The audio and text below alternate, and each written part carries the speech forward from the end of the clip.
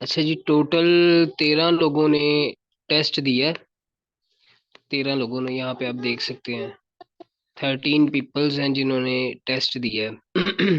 और टेस्ट का जो यहाँ पे आप देख सकते हैं कि जिनके नंबर कम आए हैं कोई मसला नहीं, लेकिन ये है कि उन्होंने टेस्ट तो दिया है। ये ही एक अच्छी चीज़ है। बाकी जिन्होंने टेस्ट नहीं दिया उनको इंशाल्लाह अभी मीटिंग के बाद हम ग्रुप से रिमूव करेंगे। ओके। और यहाँ पे सबसे अच्छे जो मार्क्स लिए हैं वो तौसीफ भाई ने लिए हैं। और उसके बाद शहजाद इकबाल हैं। दूसरा शहजाद अहमद हैं। अनस रजा है। और सुहेल अहमद हैं। इन लोगों ने बहुत अच्छे नंबर्स लिए हैं। 95% इन्होंने नंबर्स लिए हैं। तो इंशाल्लाह उम्मीद है कि आगे भी ये अच्छा वर्क करेंगे। और जिन लोगों के कम नंबर हैं वो इस तरह से करें कि एक बार दोबारा जो हमारी ये 3 क्लासेस हो चुकी हैं उनको रिपीट कर लें। और आज की जो क्लास है उसको भी साथ में प्रैक्टिस कर लें। ओके। तो लास्ट टाइम हमने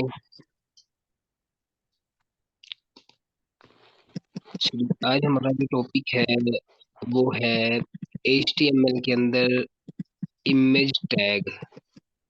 ये जो इमेज टैग है ये क्या काम करता है, पहले इसके बारे में पढ़ लेते हैं। HTML इमेज टैग एक एम्प्टी टैग होता है।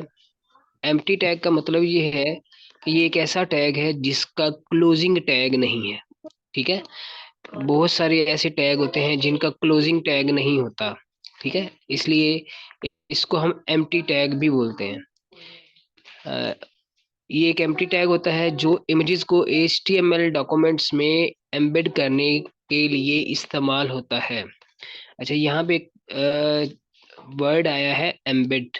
एम्बेड करना किसको बोलते हैं इसके बारे में भी हम तफसील से समझेंगे। अभी सिर्फ इतना समझ लें कि किसी भी पिक्चर को अपने HTML डॉक्यूमेंट के ऊपर, HTML डॉक्यूमेंट किसको बोलते हैं, ये जो हमारा ब्राउजर होता है उसकी जो बॉडी होती है उसको हम HTML डॉक्यूमेंट बोलते हैं। ठीक है। HTML डॉक्यूमेंट में एम्बेड करने के लिए इस्तेमाल होता है। ठीक है जी। मतलब उसके अंदर अपनी पिक्चर को लगाने के लिए यूज होता है। लास्ट टाइम मैंने आपको एक इमेज जो है वो पेज के बैकग्राउंड पे लगाना सिखाया था। वो जो इमेज हमने लगाई थी वो पेज के बैकग्राउंड पे लगती है। और अभी जो इमेज के बारे में हम बात कर रहे हैं वो पेज के फ्रंट पे लगती है। जिस तरह से हम फ्रंट पे कोई भी टेक्स्ट लिखते हैं बिल्कुल इसी तरह से। इस टैग का बेसिक पर्पस ये है कि आप अपने वेब पेज पर पिक्चर्स डिस्प्ले कर सकें। इमेज टैग इमेज टैग में कोई क्लोजिंग टैग नहीं होता और ये सिर्फ एट्रीब्यूट्स के साथ आता है जो इमेज के सोर्स और अदर प्रॉपर्टीज को डिफाइन करता है। प्रॉपर्टीज का मतलब होता है खसूसियात। ठीक है जी। जो इमेज के सोर्स और अदर प्रॉपर्टीज को डिफाइन करता है। अच्छा, इसको लिखने का तरीकाकार क्या होता है ये भी मैं आपको बता देता हूँ। और इमेज को किस तरह से लगाया जाता है इसके बारे में भी हम प्रैक्टिकली वर्क कर लेते हैं। यहाँ पे इसका जो सबसे पहला एट्रीब्यूट है, यहाँ पे ये याद रखिएगा जितने भी मैंने एट्रीब्यूट्स लिखे हैं वो सारे के सारे इमेज के एट्रीब्यूट्स हैं। और इमेज को हम डायरेक्ट इस तरह से नहीं लिख सकते। इसके साथ ये वाला एट्रीब्यूट SRC लाजमी लगता है। SRC जो है वो शॉर्ट फॉर्म है किसकी, सोर्स की। सोर्स यहाँ पे आपको लिखा हुआ नजर आ रहा है। ठीक है जी। तो सोर्स कौन सा होना चाहिए, मतलब किस जगह से हमें पिक्चर लेनी है उस को हम बोलते हैं कि ये हमारा सोर्स है। ठीक है, किस जगह से हम पिक्चर लेंगे वो हमारा सोर्स होगा। SRC ये एट्रीब्यूट इमेज फाइल का URL या पाथ स्पेसिफाई करता है। ये एट्रीब्यूट जरूरी है क्योंकि ये बताता है कि ब्राउजर को इमेज कहाँ से लोड करनी है। चले हम अभी इमेज का टैग लगाते हैं और उसके अंदर SRC लगा के प्रैक्टिकल करते हैं। मैं अब यहाँ पे अपने इसी फोल्डर को ओपन कर लेता हूँ जो हमने लास्ट टाइम बनाया था। मैं इस पे राइट क्लिक करता हूँ और आपको यहाँ पे लिखा हुआ नजर आएगा ओपन विद कोड। आपने सिंपल इस पे क्लिक करना है। ये हमारा जो प्रैक्टिस वाला फोल्डर है जिसपे हम लास्ट टाइम काम कर रहे थे, ये ओपन हो जाएगा। इसके अंदर मैं एक नई फाइल बनाता हूँ, राइट क्लिक करके न्यू फाइल पे क्लिक करेंगे और इस फाइल का नेम मैं रख देता हूँ images dot H T M L. ठीक है जी। मैंने यहाँ पे images dot H T M L के नाम से एक नया पेज बना लिया है। आप देख सकते हैं कि यहाँ पे ऊपर टैब के अंदर भी हमें वो पिछले जो टैब्स हमने लिखे थे वो यहाँ पे नजर आ रहे हैं। मैं इनको क्लोज कर देता हूँ और सिर्फ इमेजेस का जो टैब है वो ही ओपन होगा। यहाँ पे मैं एक्सक्लेमेटरी साइन लिख के एंटर का बटन प्रेस करता हूँ तो हमारा एक बेसिक स्ट्रक्चर जो है वो यहाँ पे बन जाएगा। मैं एक्स्ट्रा चीज़ों को ख़त्म कर देता हूँ और यहाँ पे इसका जो टाइटल है वो मैं लिख देता हूँ इमेजेस एंड एट्रीब्यूट्स। कश्यप भाई, जी जी भाई, आवाज आ रही है। मैं ये पूछना चाह रहा हूँ कि सुहेल बैठा हुआ है आपके साथ? जी जी, बैठा हुआ जी है साथ साथ। बैठा हूँ मनोज भाई। चलें ठीक है, ओके। अच्छा, यहाँ पे मैं इमेजेस एंड एट्रीब्यूट्स लिख कर इसको सेव कर लेता हूँ अपनी इस फाइल को। और यहाँ पे मैं इसको राइट क्लिक करके ओपन विद लाइव सर्वर पे क्लिक करता हूँ तो ये हमारे लाइव सर्वर पे ओपन हो जाएगा ये फाइल। यहाँ पे आप देख सकते हैं कि इसका जो नाम है वो आपको यहाँ पे लिखा हुआ नजर आ रहा है इमेजेस एंड एट्रीब्यूट्स, और इसकी जो बॉडी है वो अभी बिल्कुल खाली है। तो मुझे एक पिक्चर जो है वो अपने पेज के अंदर लगानी है। उसका तरीकाकार ये होगा कि मैं यहाँ पे बॉडी के अंदर एक टैग लिखूंगा, IMG लिखेंगे और टैब का बटन प्रेस करेंगे तो ऑटोमेटिकली IMG का टैग बन जाएगा और उसके अंदर जो उसका पहला जो एट्रीब्यूट है SRC वो भी आपको यहाँ पे नजर आएगा। अब यहाँ पे मैं उस इमेज का नाम और उसकी एक्सटेंशन दूंगा जो हमारे पास इसी फोल्डर के अंदर मौजूद है। तो लास्ट टाइम हमने कैट की एक पिक्चर जो है वो ली थी। मैं इसको इसका व्यू जो है वो थोड़ा सा लार्ज आइकन्स कर देता हूँ ताकि हमें सही से नजर आए। यहाँ पे आप देख सकते हैं कि हमें लास्ट टाइम इस कैट की पिक्चर लगाई थी, इसी पिक्चर को मैं आज यहाँ पे लगा के आपको दिखाता हूँ। सॉरी, किधर गया ये? यहाँ पे मैं लिखूंगा कैट सी लिखूंगा तो ऑटोमेटिकली जो भी सी से बनने वाली पिक्चर्स हैं वो सारी आपको नीचे शो हो जाएंगी उनकी लिस्ट। तो मैं इस पे क्लिक करके भी इसको डायरेक्टली यहाँ पे एम्बेड कर सकता हूँ। तो ये यहाँ यहाँ पे आप देख सकते हैं कि यहाँ पे एक पिक्चर जो मैंने मेरे पास डेस्कटॉप के अंदर मेरे उसी फोल्डर के अंदर पड़ी थी वो यहाँ पे मैंने लगा दी। अब जैसे मैं इसको कंट्रोल S करके सेव करूंगा और यहाँ पे आके अपने ब्राउजर को देखेंगे तो ये आपको ब्राउजर के ऊपर हमारी जो इमेज है वो यहाँ पे नजर आएगी। एक चीज याद रखिएगा कि जो लास्ट टाइम हमने इमेज लगाई थी वो पेज के बैकग्राउंड पे लगाई थी और ये जो इमेज है ये पेज के फ्रंट पे है। इसके अंदर और उसके अंदर फर्क है। वो इमेज पेज के बैकग्राउंड पे लगती है और इमेज के ऊपर हम अपने कंटेंट को लिख सकते हैं, ठीक है। लेकिन ये जो इमेज है ये पेज के फ्रंट पे है, यानी ये एज अ कंटेंट हमारे पास यहाँ पे मौजूद है, ठीक है। वो इमेज बैकग्राउंड के लिए यूज हुई थी, ये जो इमेज टैग के थ्रू हम लगा रहे हैं ये पेज के फ्रंट पे होगी, ठीक है। इसको हम कंटेंट बोलेंगे, ओके। अच्छा, नेक्स्ट ये हो गया SRC जो कि हमने यहाँ पे पिक्चर लगाई है। अच्छा, अब यहाँ पे एक छोटी सी चीज, क्योंकि अभी SRC के बारे में पढ़ रहे हैं, SRC का मतलब होता है सोर्स। तो बहुत सारे लोगों का क्वेश्चन ये भी होता है कि भाई क्या हम पिक्चर किसी इंटरनेट से किसी पिक्चर को यहाँ पे लगा सकते हैं? तो डेफिनेटली लगा सकते हैं। उसके लिए जरूरी एक चीज जरूरी है वो ये कि आपका इंटरनेट अगर ऑन है तभी वो आपको इस ब्राउजर के अंदर शो होगी, अदरवाइज शो नहीं होगी। तो उसका तरीका सिंपल है, मैं आपको यहाँ पे दिखा देता हूँ। एक टैब खोल के मैं यहाँ पे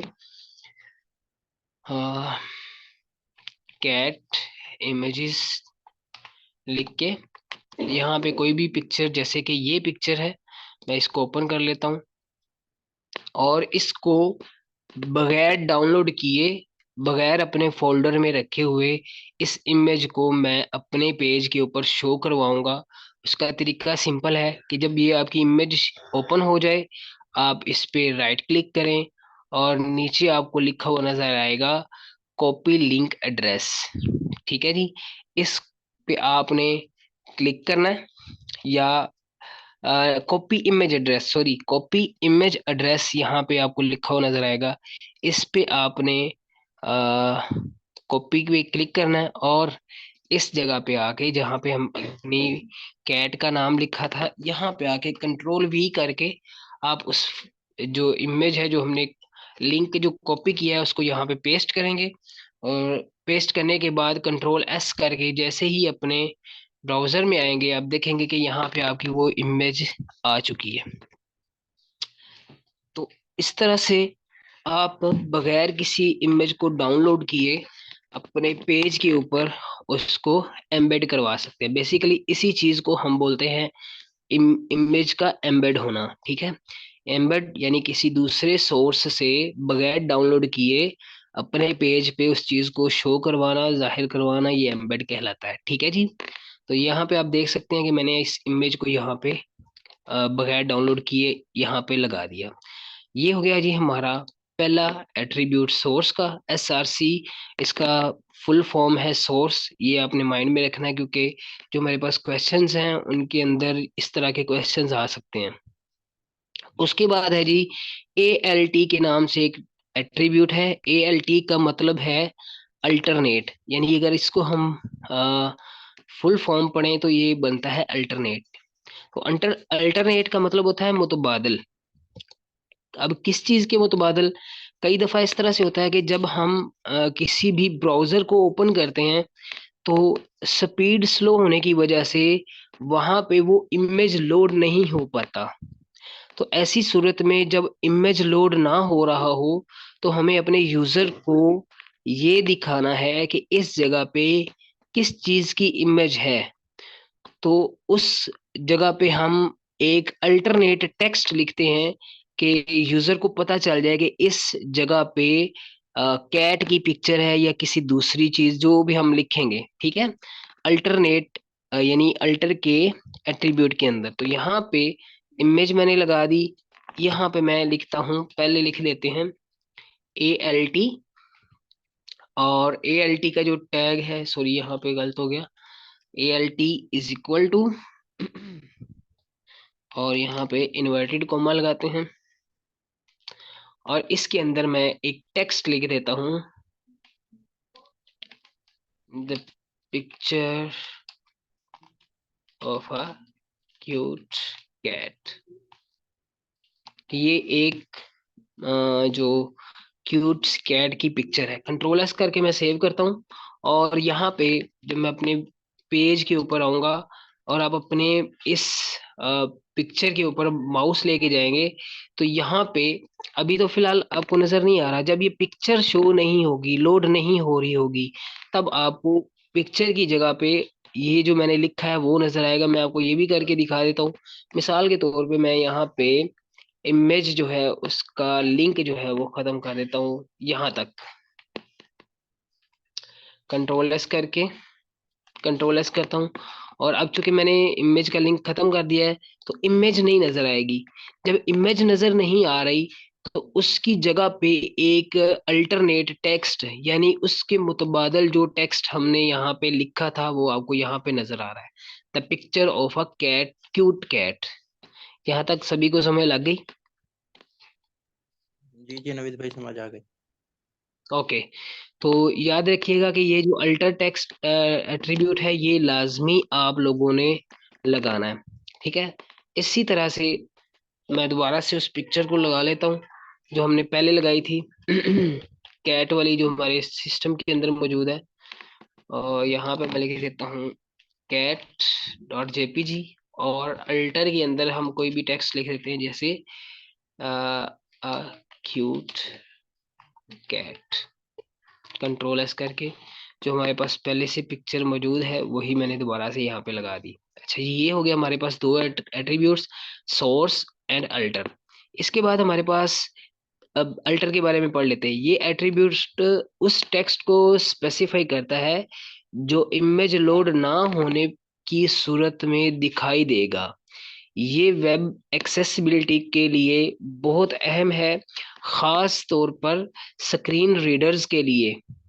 ठीक है, जो स्क्रीन रीडर्स के यूजर्स होते हैं उनके लिए ये बहुत अच्छी चीज है कि अगर उनको पिक्चर नजर नहीं आ रही तो वो इस टेक्स्ट को रीड करके भी अंदाजा लगा लेते हैं कि यहाँ पे एक कैट की पिक्चर लगी हुई है। ठीक है, विजुअली इम्पेयर्ड होते हैं। ठीक है जी।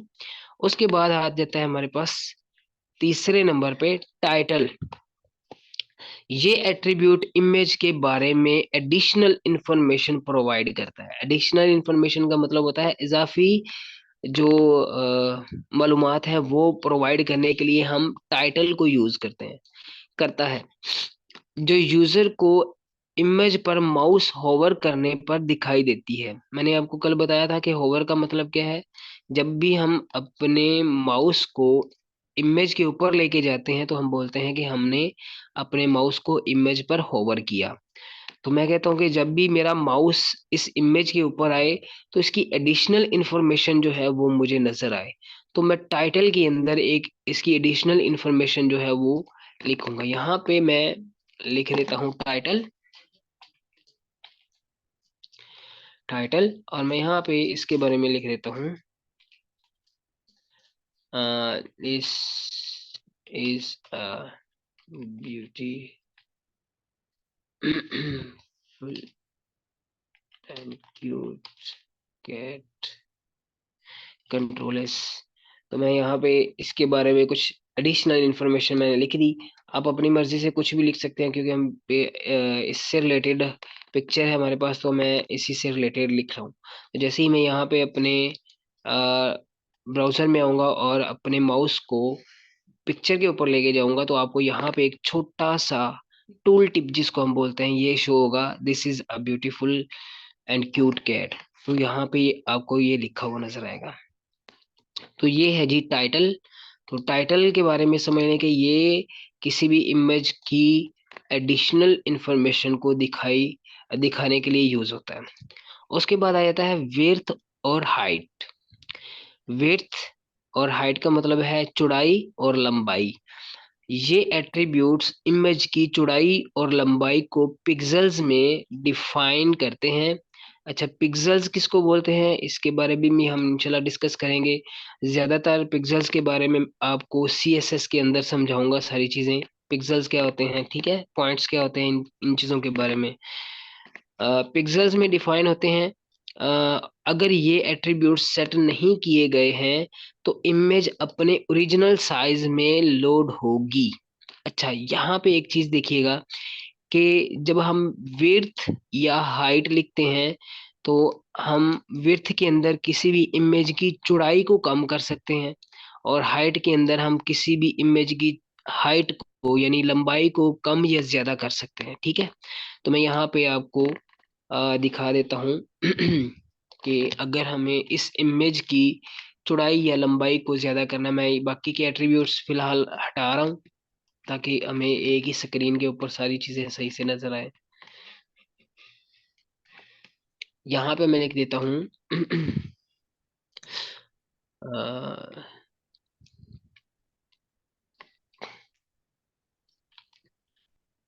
With, WIDTH।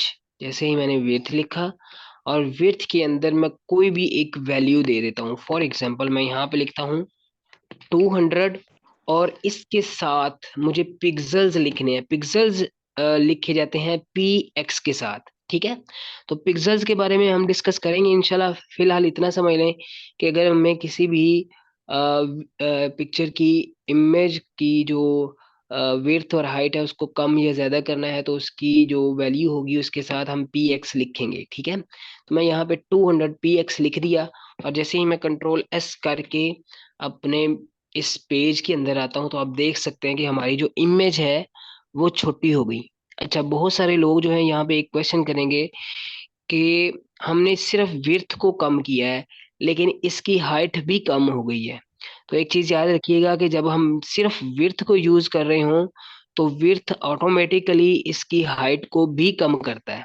ठीक है, इसकी हाइट को भी और इसकी विड्थ को भी कम करता है या ज्यादा करता है। ठीक है, लेकिन अगर हम अलहदा से इसकी हाइट को और विड्थ को चेंज करना चाहें तो फिर हमें साथ में हाइट का एट्रीब्यूट भी लगाना होगा। तो मैं यहाँ पे लिख देता हूँ हाइट, HEIGHT, हाइट।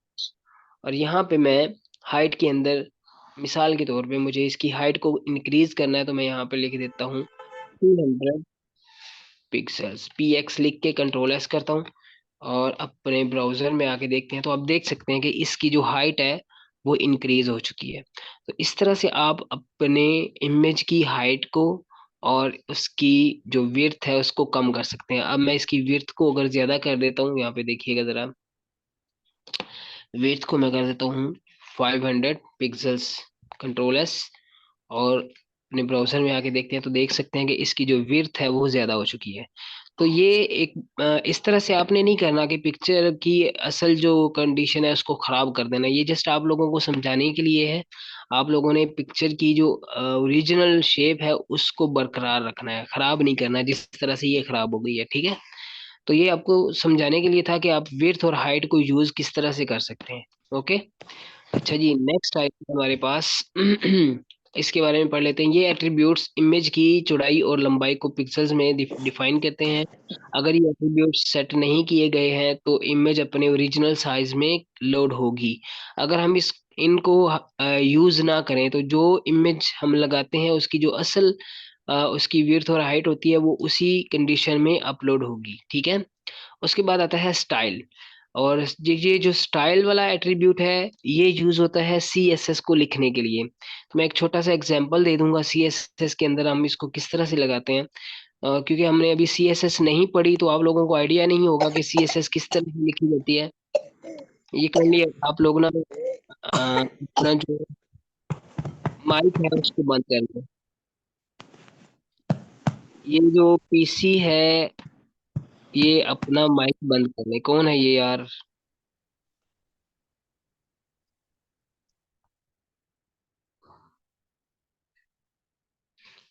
ओके,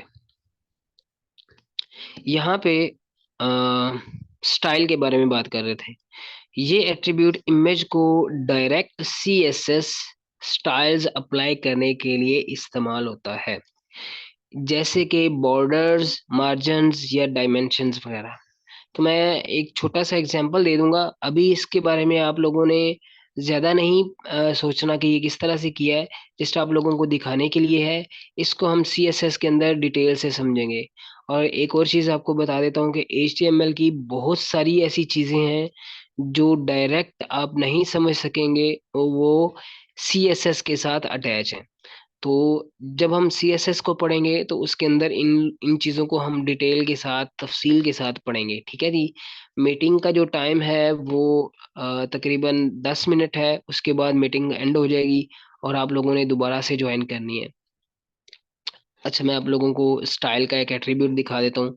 और इमेज का जो साइज है वो मैं थोड़ा सा कम कर लेता हूँ यहाँ पे, 200। और इसको भी मैं कर देता हूँ 200, कंट्रोल S करके सेव कर लिया।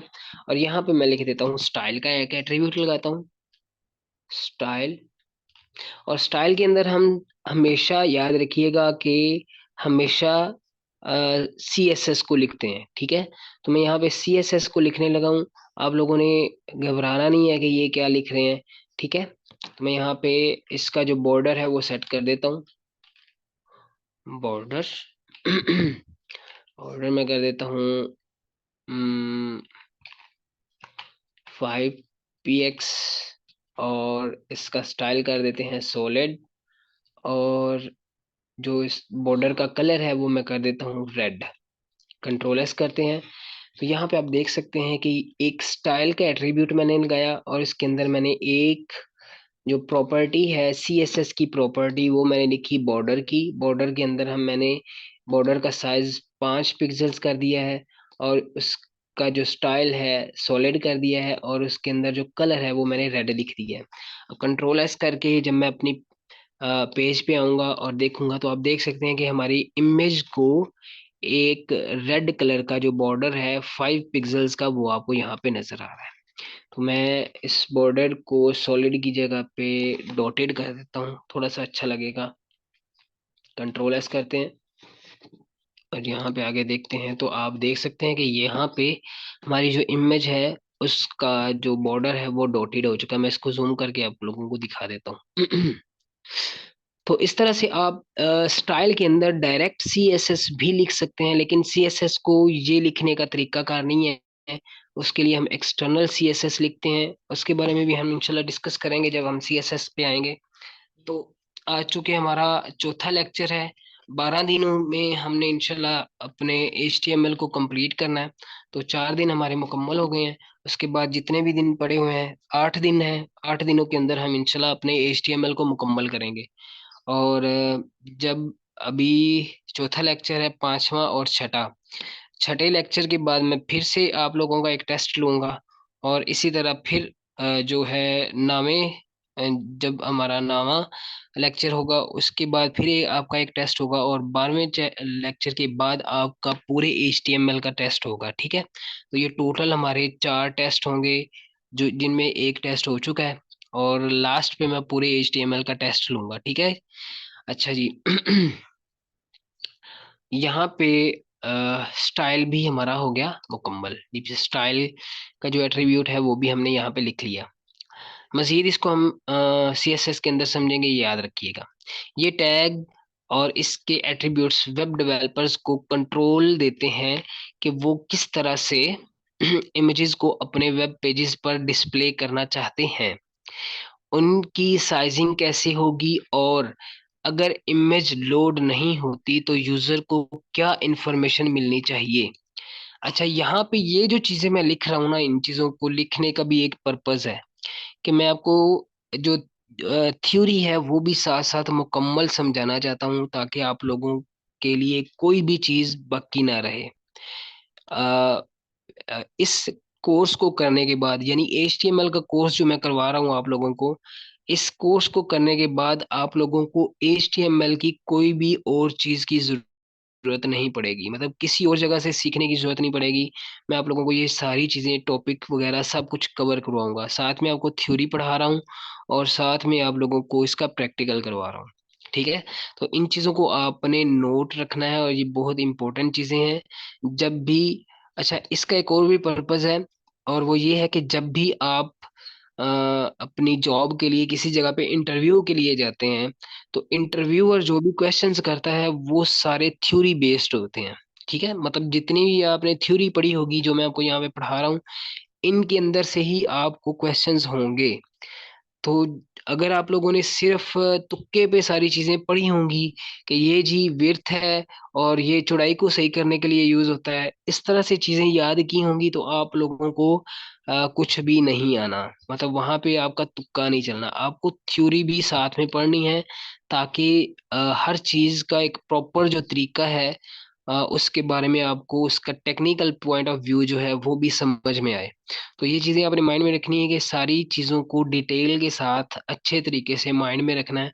और आप आज आपने देखा होगा कि जो भी हमारे पास क्वेश्चंस थे टेस्ट के अंदर, वो सारे के सारे थ्योरी बेस्ड थे, यानी जो जो बातें मैंने आपको लेक्चर के अंदर पढ़ाई थी, यानी बोलकर समझाई थी, उनके अंदर से भी क्वेश्चंस थे। तो ये याद रखिएगा कि थ्योरी बेस्ड क्वेश्चंस होते हैं, और ज्यादातर जो है ना वो थ्योरी के अंदर ही आप लोगों का जो पता चल जाता है कि इसके कॉन्सेप्ट्स क्लियर हैं या नहीं।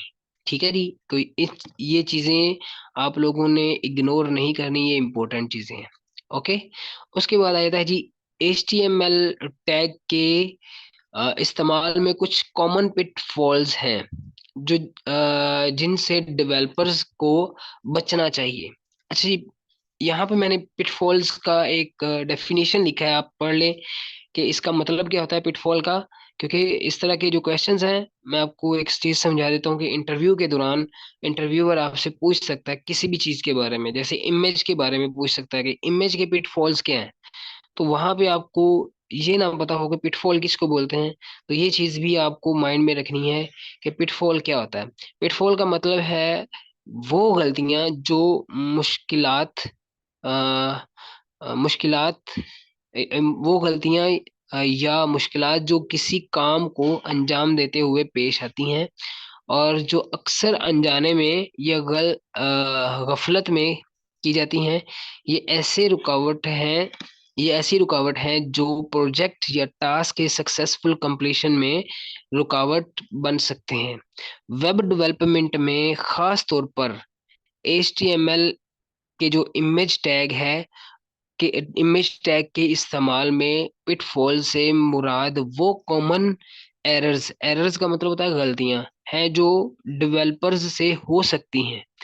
और जो यूजर एक्सपीरियंस बोलते हैं कि जो आपका क्लाइंट है हम उसको बोलेंगे कि उसके पास यूजर एक्सपीरियंस होता है, वो देख सकता है कि आपने क्या क्या गलतियां की हैं और उन गलतियों की बेस पे आपका जो इमेज है वो खराब होता है। तो उन गलतियों को हमें नहीं करना।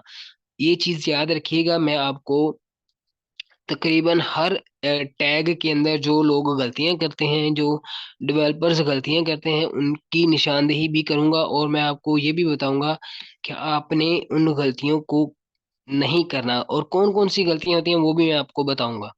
और उनकी जगह पे आप लोगों ने किन चीजों को ज्यादा यूज करना है ये भी इंशाल्लाह आपको बताऊंगा। ठीक है। जो यूजर एक्सपीरियंस या वेबसाइट की परफॉर्मेंस को नेगेटिवली अफेक्ट कर सकते हैं। ठीक है जी, ये चीज आपने माइंड में रखनी है। अच्छा, अब पिटफॉल्स कौन कौन से हैं यहाँ पे, ये याद रखिएगा। अल्टर टेक्स्ट को नजरअंदाज करना भी एक पिटफॉल है। कि लोग कहते हैं यार अल्टर टेक्स्ट की क्या जरूरत है, इमेज हम दिखा रहे हैं तो ठीक है, इमेज नजर आनी चाहिए, ठीक है। लेकिन कई दफा ऐसे होता है कि भाई किसी का जो इंटरनेट है वो स्लो चल रहा है और उसको इमेज नजर नहीं आ रहा। तो उस ऐसी सूरत में ये जो यूजर एक्सपीरियंस होगा वो बहुत ही बैड होगा और एक बैड इम्पैक्ट जो है वो आपकी शख्सियत पे बनता है कि भाई ये डेवलपर एक परफेक्ट डेवलपर नहीं है। ठीक है। तो यहाँ पे ये माइंड में रखना है आपने। अल्टर टेक्स्ट को नजरअंदाज करना, हर इमेज टैग में अल्टर एट्रीब्यूट का होना जरूरी है। ये ना सिर्फ एक्सेसिबिलिटी स्टैंडर्ड्स को पूरा करता है बल्कि अगर इमेज लोड नहीं होती तो यूजर को कॉन्टेक्स्ट प्रोवाइड करता है। ठीक है नी, यूजर को पता चल जाता है कि जी यहाँ पे फलां चीज मौजूद है। अच्छा, इमेज साइजिंग का सही से ना करना। ये जो चीज है ये बहुत सारे लोग, बड़े बड़े डेवलपर्स भी ये गलती करते हैं कि इमेज की साइजिंग को सही से नहीं करते। तो ऐसी सूरत में क्या होता है कि जैसे मेरे पास ब्राउजर है और मैं मोबाइल में देख रहा हूँ और मैंने जो इमेज का साइज है वो कंप्यूटर की स्क्रीन के हिसाब से बड़ा किया हुआ है। तो मोबाइल के अंदर मुझे उसको स्क्रॉल अप राइट डाउन करना पड़ता है।